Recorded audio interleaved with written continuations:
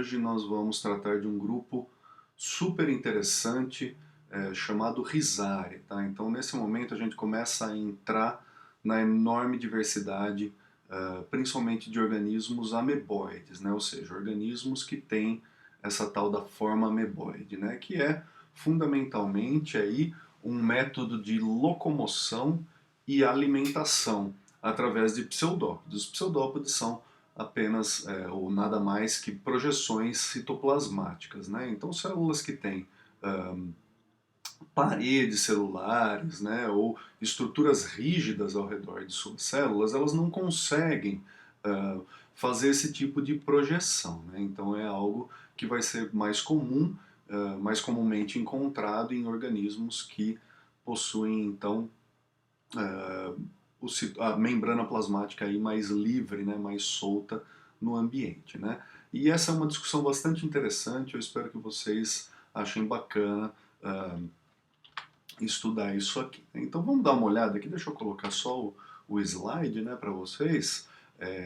Essa é uma das grandes questões que devem guiar como a gente pensa sobre estes grupos de organismos, né? Então no passado, pensando nesse tipo de organização da vida, toda a diversidade de organismos ameboides era colocado aí em sarcodina, né? Em sarcodina, dependendo aí do recurso que você utilizou, isso aí é chamado de vários nomes diferentes. Sarcodina, risópoda, lobosa, isso aí é tudo, são nomes diferentes que surgiram ao longo do tempo, mas que fundamentalmente eles contêm os mesmos grupos de organismo, tá? Então, principalmente as amebas de pseudópode do tipo lobado, que a gente vai ver mais na próxima aula, as amebas com pseudópodes mais finos, né, filópodes, que a gente vai ver um pouco nessa aula, e também as amebas de pseudópodes reticulados, ou seja, pseudópodes que se fundem e formam uma rede, né, reticulado rede, que são principalmente os foraminíferos que a gente vai ver em maior detalhe nessa aula. Tá? Então toda essa diversidade, nesse momento em que se pensava numa organização em 5 reinos, uma organização mais simplificada, né? Que fundamentalmente subestima a grande diversidade desse grupo de organismos aqui. Era colocado como um único grupo. Né? O que isso significa na prática? Na prática isso significa que assumia-se que a forma ameboide surgiu apenas uma vez na história da evolução. Em essência é isso. Quando você define um grupo taxonômico, um grupo dentro de uma organização sistemática, você está dizendo que aquelas características, aquelas sinapomorfias ali daquele grupo, elas surgiram apenas uma vez na evolução. A gente vai ver então que isso não é verdade. Tá? Então vamos dar uma olhada aqui. Se a gente olhar então na organização considerada atualmente, né, dos eucariontes que a gente está utilizando aí, a gente tem esses grandes grupos que vocês já estão bem familiarizados, né? Então a gente terminou semana passada o grande grupo dos alveolados, vocês já viram uma série desses outros grupos aqui, e a gente vai então entrar mais aqui, aonde estão as amebas, tá? Então, se a gente só procurar nessa árvore onde estão os organismos ameboides, a gente vai ter mais ou menos esse panorama, tá? Então a gente tem grupos que se alimentam e se movimentam fundamentalmente através de pseudópodes aqui nos amebozoa, nos Nucleatimicea ou Holomicota, né? Então os grupos basais aí, os grupos que estão na origem aí dos holomicotas são fundamentalmente grupos ameboides.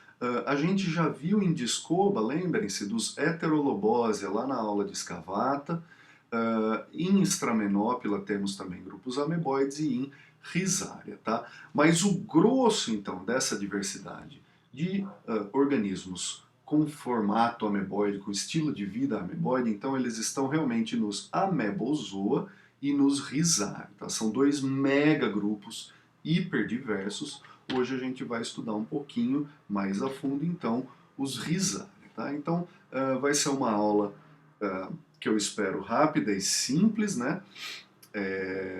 Os Rhizaria são então um grupo extremamente diverso, enorme, tem todo tipo de hábito de vida e de organização aí. Não tem como a gente explorar o grupo inteiro, tá? Ele é extremamente diverso, isso é verdade também para os amebozoa. Então a gente vai olhar principalmente as evidências gerais, vindas de dados moleculares e a morfologia geral desses organismos, e a gente vai olhar dois dos principais grupos aí contidos, tá? Principalmente o que determina que a gente decida por esses grupos é uma questão prática, tá? E que aí vai ter um impacto eventualmente quando vocês forem dar as suas aulas. A gente tem disponíveis, né, para aula prática, aula em microscópio, exemplares de foraminíferos, e usuários são bastante simples de serem encontrados na natureza e utilizados numa aula prática. Então a gente vai focar nesses dois grandes grupos, tá?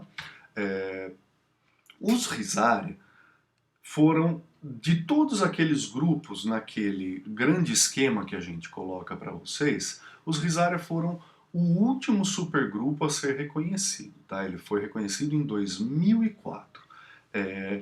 E esse reconhecimento aí, então, ele foi feito através de árvores de reconstrução molecular, né? Queria que vocês parassem um pouco para pensar no que significa isso, né? O reconhecimento de um grande grupo.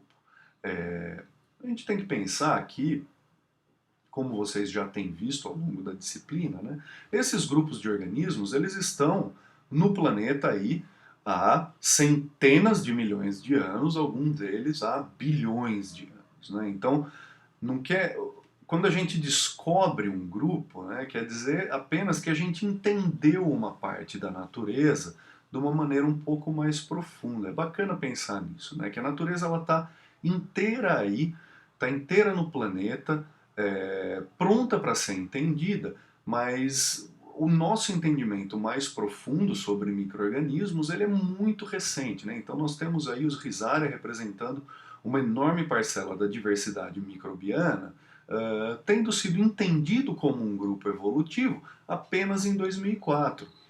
E em 2004, principalmente, ele foi entendido através de reconstruções moleculares. O que quer dizer isso? Isso quer dizer que, apesar da gente ter os organismos, já são descritos aí desde a criação do microscópio, tá? Então foraminíferos são bastante famosos, por exemplo. Nós temos esses organismos em cultura e nós temos estudado esses organismos há pelo menos um século do ponto de vista morfológico, né? Observando então as características através dos diferentes tipos de microscópios. No entanto, é apenas com o sequenciamento em quantidade, né, de organismos e com as técnicas de sistemática filogenética que a gente vai entender esse grupo de organismos como um grupo verdadeiro, né, como um grupo natural. Então, aqui mais uma vez se mostra muito relevante, muito importante, a reconstrução sistemática a partir de dados moleculares. Tá? Isso foi um grande avanço, ele só foi possível realmente com barateamento de custos de sequenciamento, com popularização de algoritmos, né, e técnicas de reconstrução filogenética, e também, né, como consequência obrigatória, o barateamento de computação, né, de acesso a processadores mais potentes, né? Então, que a gente conseguiu entender esses grupos aí. Esse é o último dos grupos a ser reconhecido. Ele é hiperdiverso e não existe uma única sinapomorfia que caracterize o grupo como um todo. Como vocês vão ver, a gente consegue colocar características morfológicas caracterizando subgrupos, como é o caso que eu vou te mostrar em foraminífera. Porém, o grande grupo Rhizaria como um todo, ele não tem uma sinapomorfia que caracterize todos os indivíduos que estão colocados ali dentro. Até por isso, nós não conseguimos inferir a existência desse grupo antes da existência dos dados moleculares. Tudo bem? Então, só mostrando aqui um pouco da grande diversidade, tá? Então, aqui ao centro, Temos um heliozoário, alguns de vocês já podem ter ouvido falar desse organismo, é os tais organismos Sol. Vejam aqui, essas projeções pontiagudas, elas são pseudópodes, elas não são espinhos, tá? Nós temos aqui abaixo, então, uma diversidade de foraminíferos, tá? Então eles têm carapaças bastante características, e dessas a ameba vive então nessas carapaças e ela projeta então seus pseudópodes. Vejam só aqui uma grande rede de pseudópodes projetados.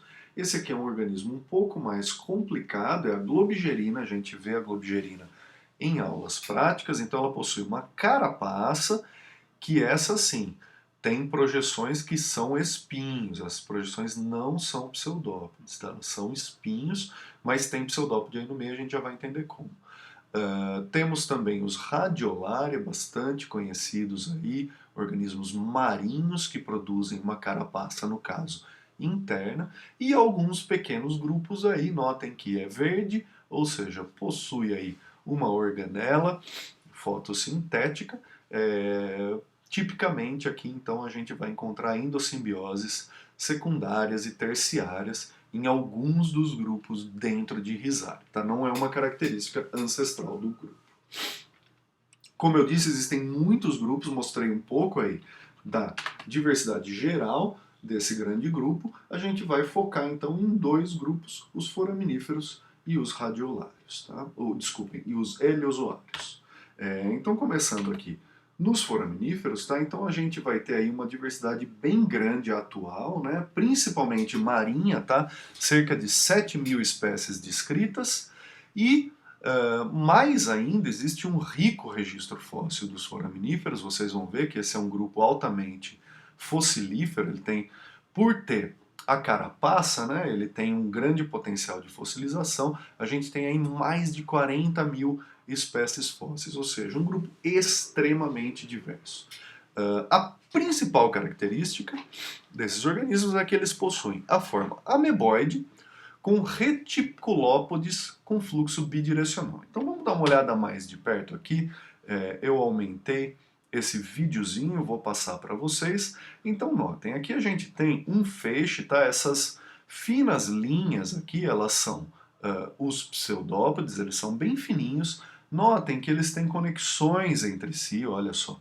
Eles se conectam, tá? Então eles formam uma verdadeira rede, tá? Por isso eles se chamam reticulópodes, tá? Então são bem fininhos e eles são anastomosados, reticulados. Eles se fundem e formam uma redezinha. E vocês vão ver que essa rede se movimenta, tá? Então vamos dar uma olhada aqui. Eu vou tocar o filme para que vocês vejam. Ele é bem lento, mas prestem atenção. Olha aqui, principalmente aqui, né?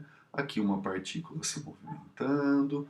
Vocês vão notar aí em diversos pontos movimentações dessas partículas, tá? Deixa eu tocar de novo. Então o que acontece aqui?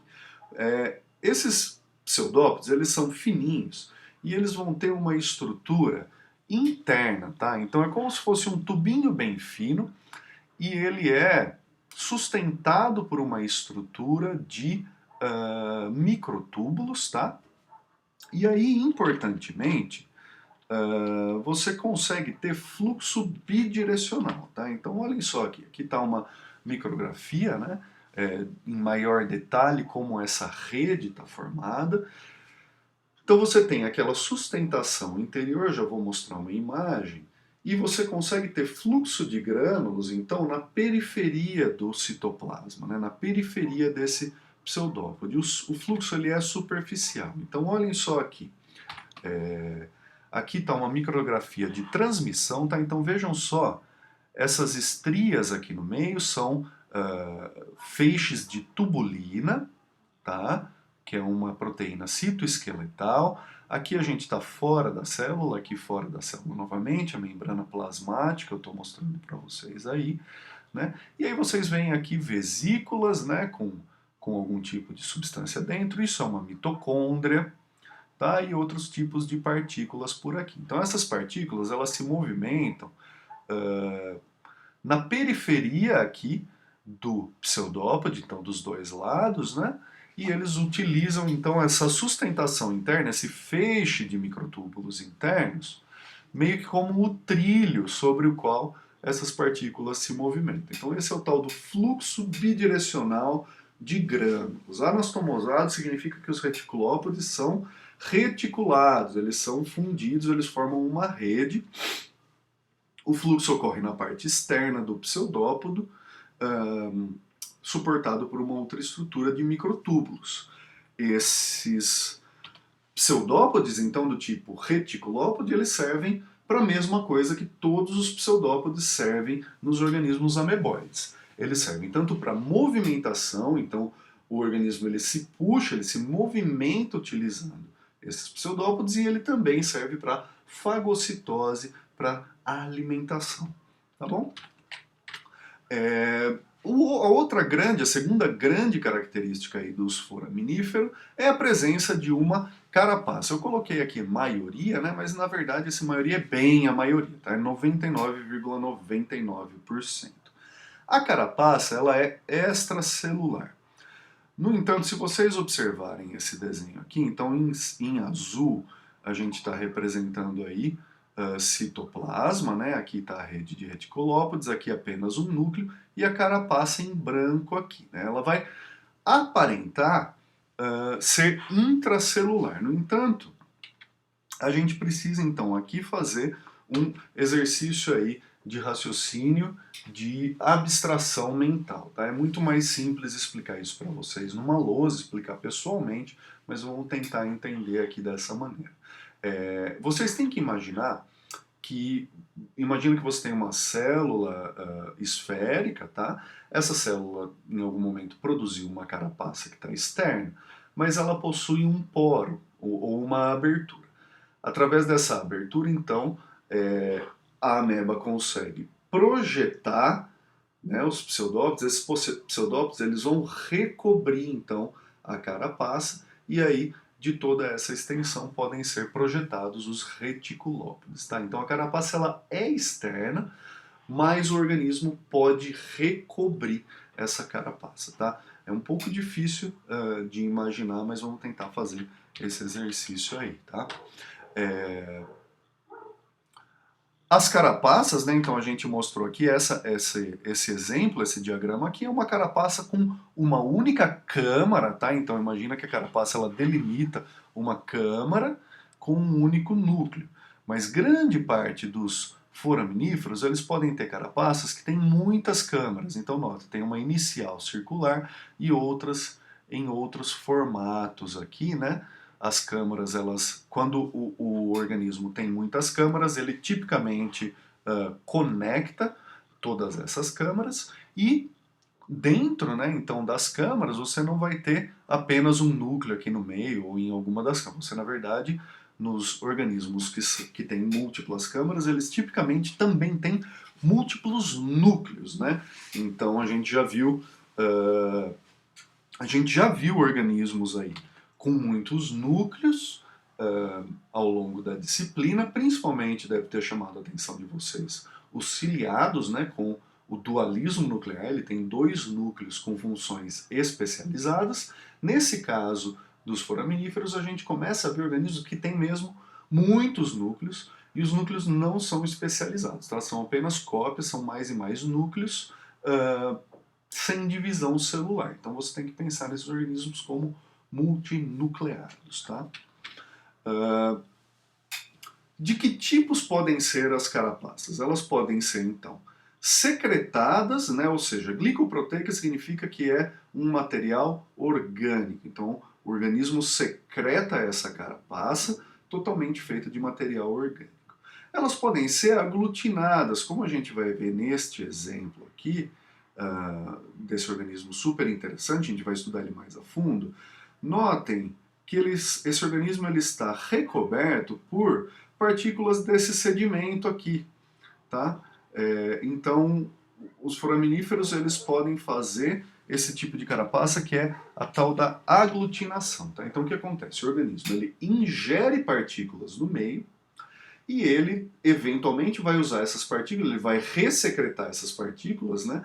Ele vai utilizar como bloquinhos de construção, como tijolinhos. Então ele produz um cimento com o qual ele gruda então essas partículas do ambiente, são tipicamente partículas minerais, tá?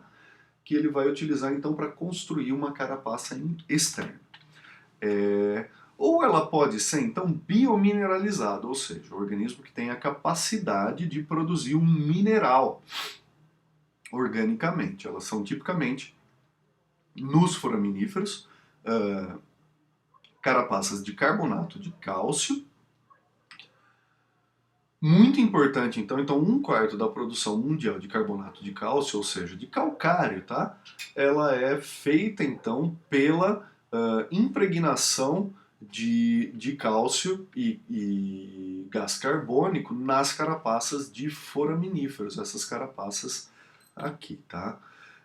Então, um pouquinho mais aí na diversidade. Como eu falei para vocês, algumas têm uma única câmara, que elas vão ser chamadas de uniloculares, tá? Então, locus aí também significando câmara, ou um nome ainda mais antigo, monotalâmia, uma câmara. Então, sempre significa a mesma coisa. Ou multiloculares, politalâmia.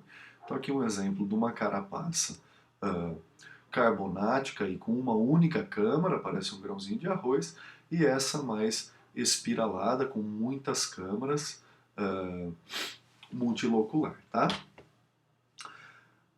Eu gosto de mostrar esse exemplo aqui porque é uma organização então corporal, aí, uma organização dessa célula bastante peculiar, eu acho bacana vocês verem esse tipo de diversidade morfológica que pode ocorrer, tá? Esse é só um exemplo. Então vejam só aqui aqui nós temos uma foto de um becker, tá? Então isso aqui tem mais ou menos o tamanho de um copo americano. Vocês estão vendo aqui, então, um pouco de sedimento e ali alguns desse organismo, o Notodendrodes, tá? Então vocês podem imaginar que esse organismo, então, ele é mais ou menos deste tamanho, tá? É uma única célula, porém uma célula bem grande, ela atinge alguns centímetros aí de comprimento. Ela está enterrada, veja que ele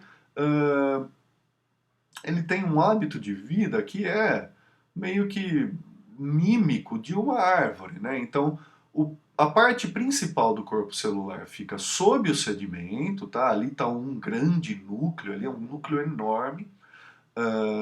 Ele possui essas projeções, então, subterrâneas aí que se assemelham a raízes e uma parte externa arborizada aí, né? Parecem galhozinhos que fica então para fora, então aqui na parte do líquido, tá? Esse é um organismo marinho, ele é um dos poucos protistas endêmicos, ele é encontrado em apenas uma única baía na Antártida. Tá aqui uma foto mais de perto, então aqui temos o sedimento e aqui essa estrutura super bacana, arborizada desse organismo unicelular. Notem, então os grãos, ele tem uma carapaça externa, então ela está toda recoberta aí de grãos de areia aí do fundo do mar, tá? Esse organismo ele tem ainda uma característica muito peculiar, tá? Essa estrutura arborizada, de toda a extensão dela, são projetados, então, reticulópodes. Então, você imagina uma rede de reticulópodes pendurada, então, sobre essas estruturas ramificadas, tá? Isso aí fica ali, é como se fosse mesmo uma rede de pesca, tá? Os foraminíferos são, em sua maioria, se não todos, organismos predadores. Então, eles espalham essa rede de pesca que fica ali meio que capturando os organismos que passam por ali. Então eu vou mostrar para vocês aqui, se vocês prestarem atenção na foto, nesta regiãozinha aqui, vocês vão ver que foi capturado um camarãozinho, tá? Um camarãozinho que deu azar de passar ali na rede de reticulópodes, foi preso e vai ser então aí recoberto por pseudópodes, fagocitado, totalmente digerido, tá? Então nós temos aí essa uma única célula gigante se alimentando de um animal, de um metazoário avançado, né? Então, um aspecto bastante interessante a gente lembrar que a maior parte desses organismos, desses foraminíferos, a grande maioria das amebas são então predadores vorazes, né? Eles capturam, caçam, predam organismos, eles não estão preocupados com a posição filogenética da sua presa. Pode ser um animal, pode ser um fungo, pode ser uma planta. Caiu na rede, vai ser, vai virar comida. Tá? Então, aí para exemplificar então essa carapaça super interessante, a grande maioria dos foraminíferos são marinhos, a grande maioria bentônicos, apesar de termos importantes representantes planctônicos, e uma boa parte deles possuem endosimbiontes. Então aqui está um exemplo bastante comum. Esse organismo tem mais ou menos o tamanho de uma moeda de R$ 1, tá? Ele fica em águas rasas, ele possui, se vocês notarem, são como se fossem pontuados, tá? Então a gente tem aí alguns pontinhos bem pequenininhos, essas são as múltiplas câmaras, então olha só a quantidade de câmaras que esse organismo tem, em cada uma dessas câmaras está repleto de citoplasma com muitos núcleos, e essas câmaras abrigam também zooclorelas, né? Então são algas verdes endossimbióticas que ficam dentro dessas câmaras. Esse é um animal, um organismo que fica no raso, tá? Então em praias, e os organismos então endossimbióticos ficam aí recebendo luz solar e fazendo sua fotossíntese. A ajuda dos endossimbiontes é muito importante então para construir toda essa, então a produção de gás carbônico, né? É importante para construir então a carapaça carbonática, tá?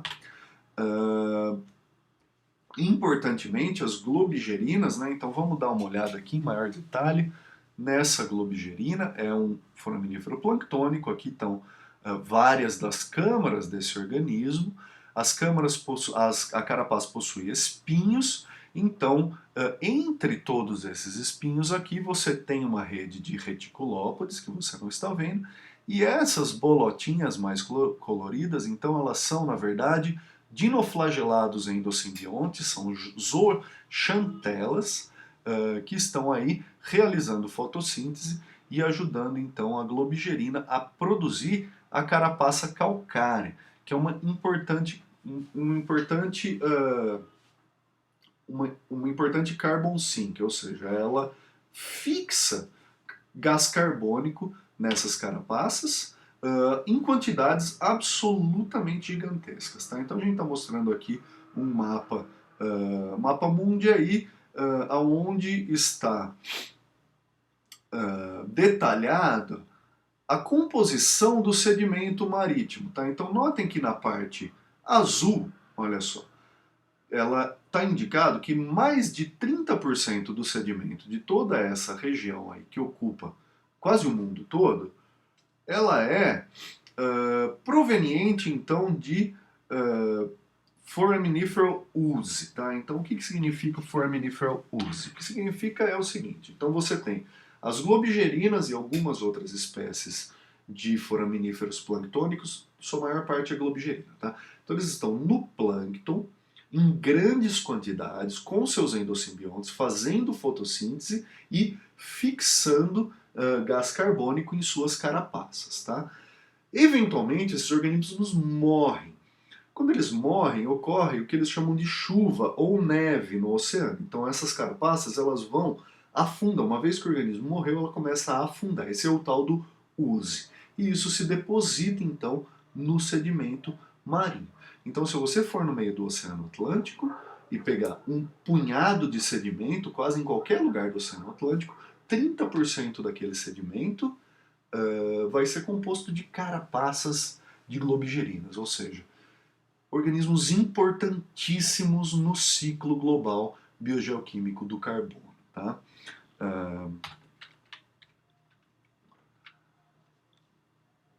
Então, também, claro, isso só acontece por causa dos endosimbiontes. E por que eles são tão ricos, tão abundantes e possuem essas carapaças carbonáticas? O registro fóssil é riquíssimo, tá?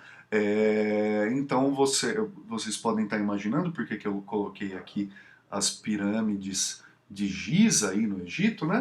Essas pirâmides elas foram construídas a partir de rochas provenientes de um sedimento carbonático foraminiferal.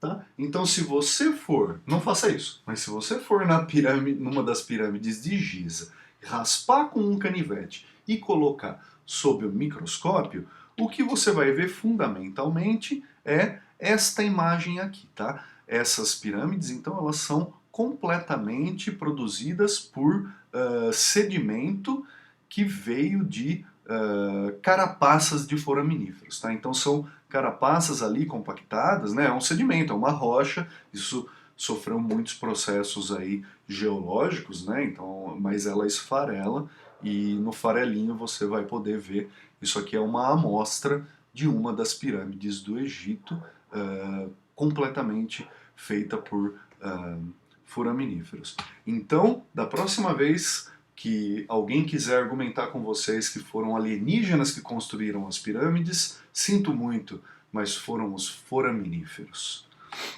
Piadinha sem graça à parte, vamos continuando. Tá? Então isso aí fecha os foraminíferos, um grupo enorme, super importante e bastante interessante. E aí a gente entra num grupo um pouquinho mais complicado, ele é um grupo menor, mas a gente acaba falando desse grupo pela praticidade, né? Então é um organismo que é fácil de se encontrar e aí eventualmente para todos vocês que forem ser professores, vocês vão acabar aí utilizando um heliozoário nas suas aulas de biologia, tá? O pseudópode dos heliozoários é fundamentalmente diferente dos pseudópodes dos foraminíferos, tá? Então vocês vão ver que a parte semelhante é que existe um feixe central de microtúbulos dando suporte ao pseudópode. No entanto, enquanto o feixe central dos foraminíferos era um feixe de poucos microtúbulos frouxamente conectados, aqui a gente está mostrando uma diversidade de cortes transversais aí nos pseudópodes, então existe uma estrutura bastante fixa, bastante bem determinada sobre como esse grosso feixe de microtúbulos se comporta. Tá? De maneira semelhante, então, o citoplasma se organiza ao redor, o fluxo é também bidirecional, tá?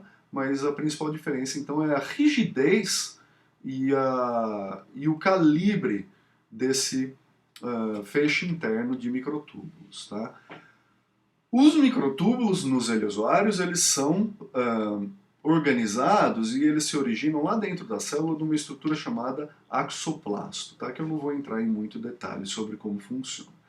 Todos são esféricos, é um grupo muito menor de organismos, tem aí cerca de 150 espécies apenas, é um grupo de organismos que se divide meio que igualmente entre espécies marinhas e espécies de água doce.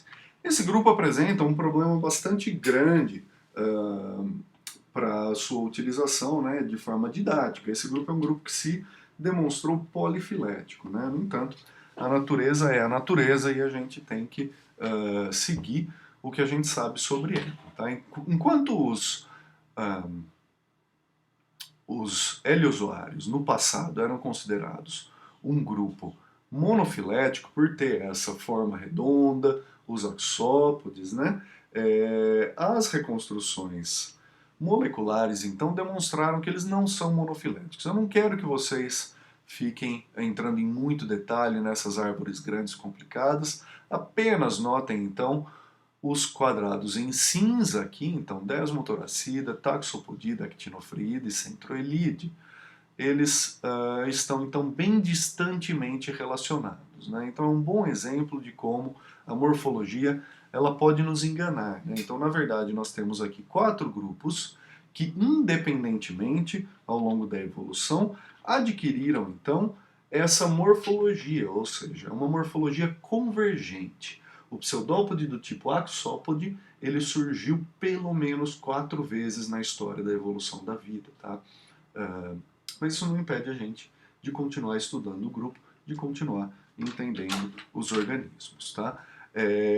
O grupo que nos interessa, então, são os actinofrídeos. Esses são os mais comumente encontrados nas nossas pocinhas de água, né, nos ambientes de água doce que estão aí à nossa disposição. São organismos bastante grandes, tá? Eles têm são bem fáceis de se encontrar no microscópio, né? Parece um solzinho mesmo, com seus raios. Então, lembrando mais uma vez, esses raios então são pseudópodes do tipo axópode. A gente não sabe exatamente se vocês vão conseguir ver isso na aula prática, eu espero que sim, é um organismo muito bonito. Então você tem aqui, vou te dar um pouquinho da organização morfológica. Ele possui uma parte interna citoplasmática, chamada de medula, e uma parte mais externa, chamada de córtex. Não há nenhuma separação física rígida entre essas duas partes, mas ela ocorre. Os axópodes, né? Então está tudo isso recoberto por membrana plasmática. Os axópodes, então, eles servem para movimentação, e para alimentação vocês vão ver que pequenos organismos se prendem a todo momento, né? Então eles são bem pegajosos, eles acabam capturando pequenos organismos, fagocitando, já que os pequenos organismos são então levados para a medula, onde ocorre a digestão celular. O córtex basicamente é composto de diferentes tipos de vacúolos, tá? É uma organização bastante bacana, olha só. Aqui, bem nesse momento, dá para ver um vacúolo pulsátil aí, expelindo então o seu líquido, né? Expelindo excretas. É bastante interessante, é muito bacana de se ver. Esse organismo ele é bem didático, tá?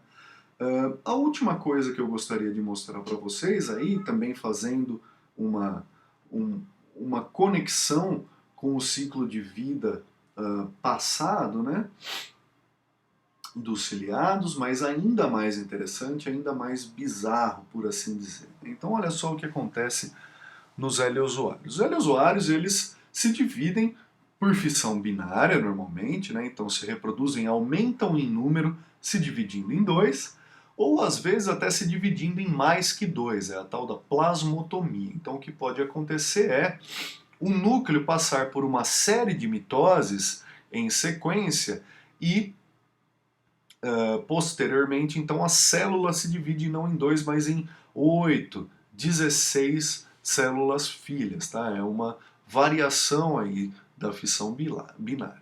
Agora, o sexo, né, ou a meiose, ela ocorre por autogamia. Então veja só que coisa interessante, né? Vamos encontrar aqui, como eu sempre falo para vocês, vamos começar da meiose, né? Então a meiose começou então dentro de um cisto. Olha que coisa bacana. Então você tem um organismo, dadas certas condições ambientais, tipicamente condições de estresse, esse organismo ele insiste, ou seja, ele produz uma barreira protetora ao redor da célula e entra num estágio de nível baixo metabólico, tá? Ou até para completamente o metabolismo, tá? Dentro do cisto, então, ele vai fazer tipicamente uma mitose, formando duas células especializadas chamadas gamontes. Gamontes sempre dão origem a gametas, tá?